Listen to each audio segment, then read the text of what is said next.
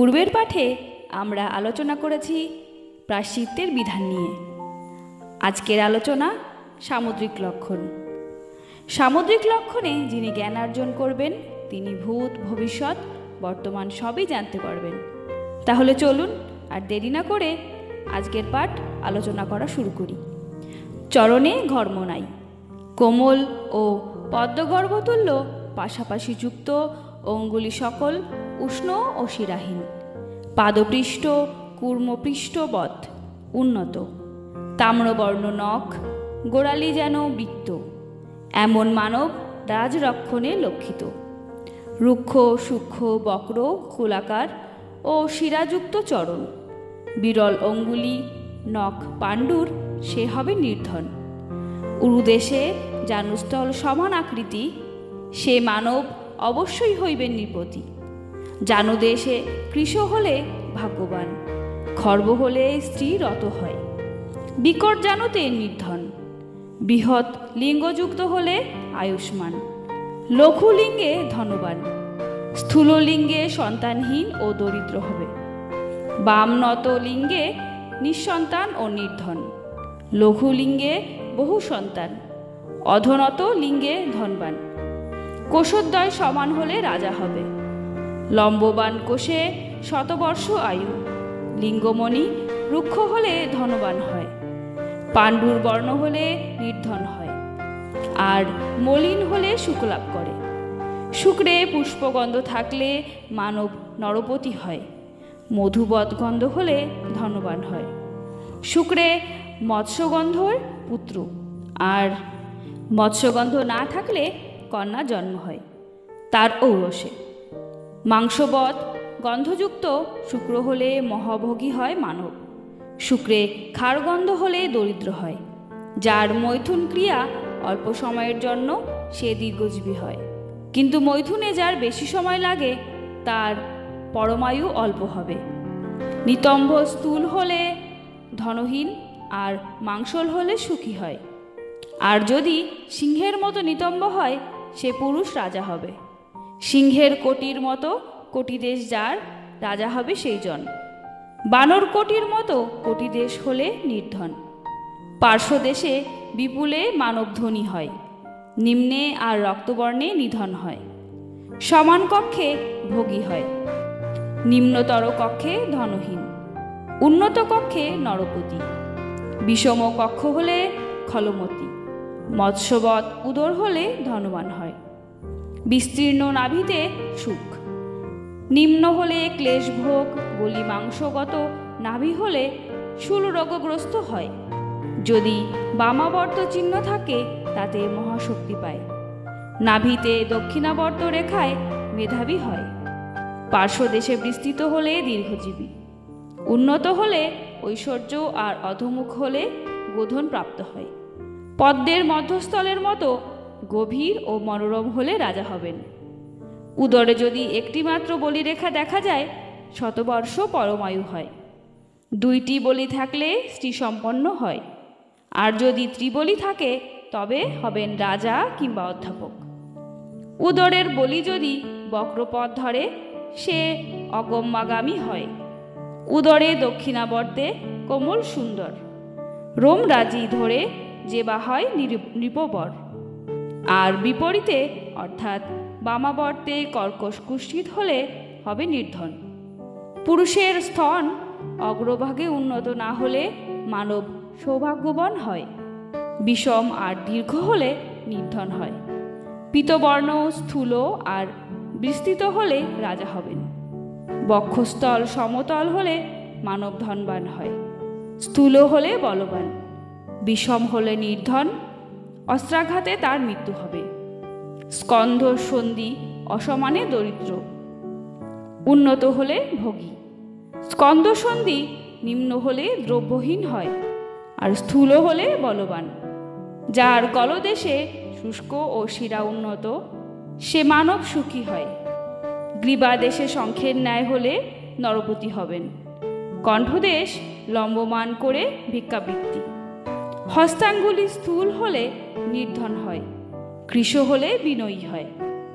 বানরের হাতের মতো যার হাত সে নির্ধন হবে। করতল যার নিম্ন তার পিতৃবৃত্ত নাশ পায়। যার মণিবন্ধ সুগঠিত তিনি রাজা হবেন। করতল উন্নত হলে দাতা হয়, বিষম হলে অশুভ। কর, হস্ত, হস্ততল ও স্থন আলতাবর্ণ হলে ধনবান হয়, রুক্ষ হলে নির্ধন। বিরল অঙ্গুলিতে দীর্ঘজীবী। পুত্রেরা সৌভাগ্যশালী হলেও নির্ধন হবে। জোয়াল কিংবা মৎস্য চিহ্ন করতলে থাকলে যজ্ঞশীল হন। করতলে ছত্র, শঙ্খ, গজ, পদ্ম, শিবিকাদি চিহ্ন থাকলে রাজা হবেন। আর যার করতলে স্বস্তিক চিহ্ন থাকে তিনি হবেন রাজ চক্রবর্তী। যার অঙ্গুলিমূলে রেখা থাকে পুত্রের দ্বারা সেজন সুখভোগ করে। সেই রেখা যদি তর্জনীর মূল পর্যন্ত যায় দীর্ঘজীবী হবে। সেই রেখা ছিন্ন হলে বৃক্ষাদি থেকে পতন সম্ভাবনা।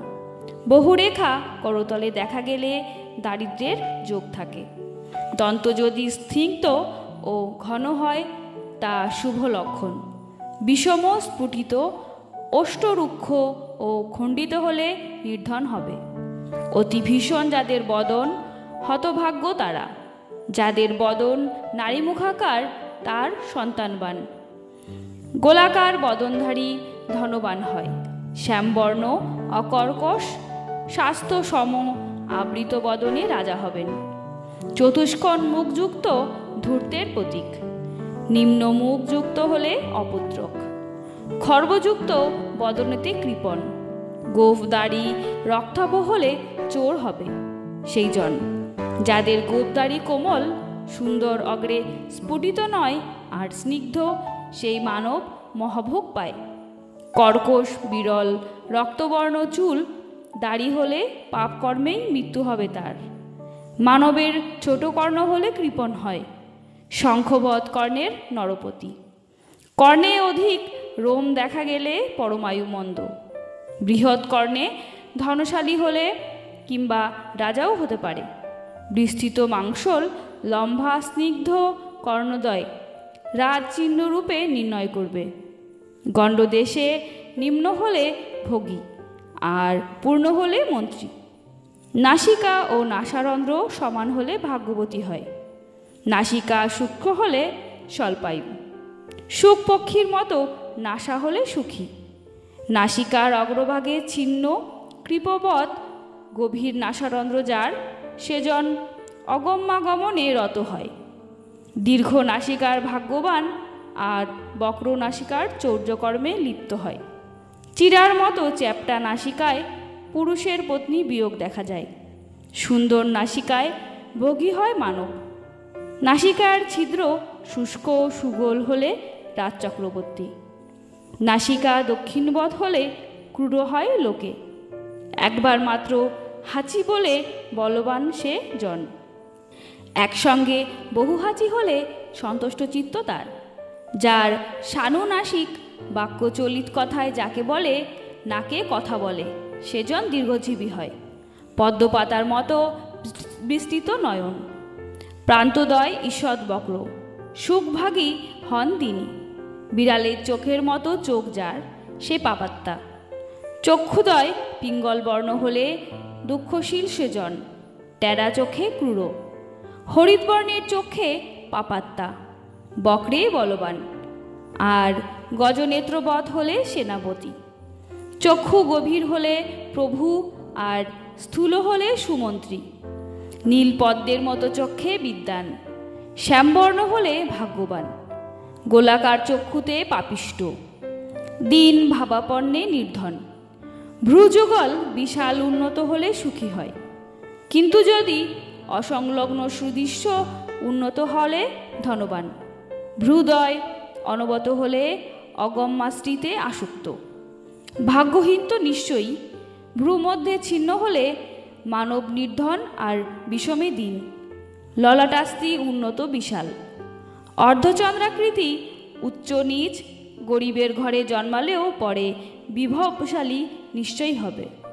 ললাট ঝিনুকাকৃতি ও বিপুলায়ত তিনি অধ্যাপক। ললাটে শিরা বড় হলে পাপী আর ললাট আবৃত হলে কৃপণ।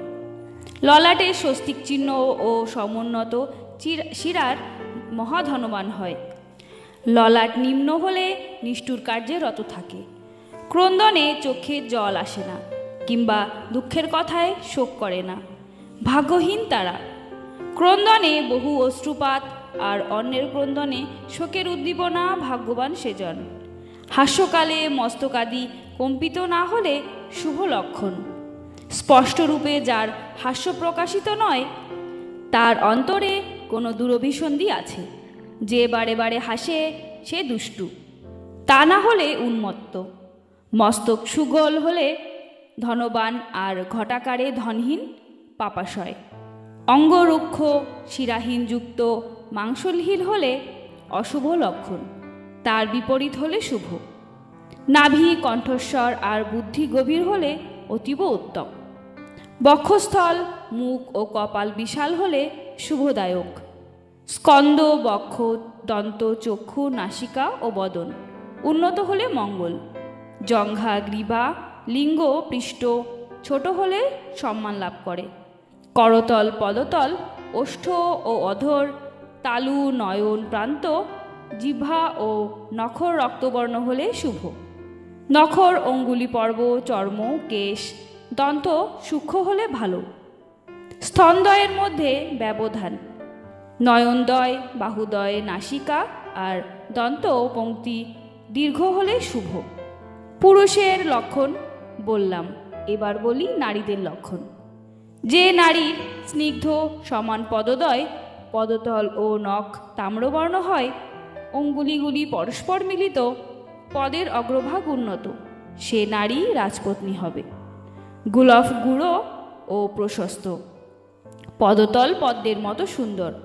মৎস্য বজ্র হল পদ্ম মকর চিহ্ন। ঘামহীন কোমল সে নারীও রাজপত্নী হবে। যেই নারী এ সকল চিহ্নহীন হবে সে দাসীবৃত্তি করবে।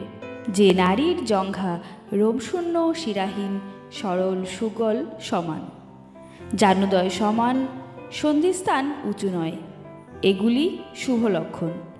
উরুদয় হস্তিসু ষণ্ডবৎ, গোলাকার রোমহীন ও সমান শুভচিহ্ন তার। নিতম্ব ললাট বক্ষস্থল উন্নত হলে শুভ লক্ষণ। নাভি মাংসল বিস্তৃত, মধ্যভাগ ত্রিবলী বেষ্টিত। স্তনদ্বয় রোমশূন্য, স্থূল সমঘন, এগুলি রমণীর শুভচিহ্ন। ঈষৎ রক্তবর্ণের অধর। কুন্দ পুষ্পবৎ দন্তরাজি মনোহর। মাংসল বর্তুলাকার বদন। কোকিলা কাকলি তুল্য মধুর বচন। নাসিকা নাসাপুট সুন্দর ও সমান, নারীর এ সকল শুভ লক্ষণ। নাসিকা সংলগ্ন নীলপদ্মের মতো চোখ, অবশ্যই শুভচিহ্ন। কেশপাশ স্নিগ্ধ নীলবর্ণ কোমল আকুঞ্চিত হলে শুভ লক্ষণ। যার করতলে বহু রেখা, সেই নারী যাবজ্জীবন সধবা থাকে আর নানা ভোগে কালযাপন করবে। গমন করবার সময় নারীর পদের কনিষ্ঠা বা অনামিকা ভূমি স্পর্শ না করলে, তার তর্জনী অঙ্গুষ্ঠ হতে দীর্ঘ হলে সেই নারী বেশ্যা হয়। যে নারীর গ্রীবা অতি দীর্ঘ সে কুল ক্ষয়কারিণী। শ্যামল পিঙ্গল কিংবা টেরানেত্রজার বা চঞ্চল নেত্র অসতী সে নারী। নিতম্বদয়ে লম্ববান রেখা থাকলে বৈধব্য লক্ষণ। পত্নীর অধরে রোম থাকলে স্বামীর সুখ কখনো হবে না। রমণীর স্তনে রোম থাকলে অশুভ লক্ষণ। কর্ণদ্বয় বিষম দর্শন হলে অশুভ লক্ষণ। দন্ত মাংস কৃষ্ণবর্ণ হলে সেই নারী চোর হয়। রমণীর দন্ত দীর্ঘ হলে প্রতিঘাতিনী। যেই রমণীর অঙ্গ সকল সুলক্ষণযুক্ত, তাদের চরিত্রও বিশুদ্ধ হয়। আজ তবে এ পর্যন্তই। পরবর্তী পাঠে আপনাদের একটি গল্প শোনাব। গল্পটি অতি রোমাঞ্চকর। গল্পের নাম না হয় কালকের পাঠেই জানব। আমার ভিডিওগুলি আপনাদের কেমন লাগছে তা অবশ্যই আমাকে কমেন্টে জানাবেন। যদি ভালো লাগে তাহলে অবশ্যই লাইক, কমেন্ট এবং সাবস্ক্রাইব করবেন। নমস্কার।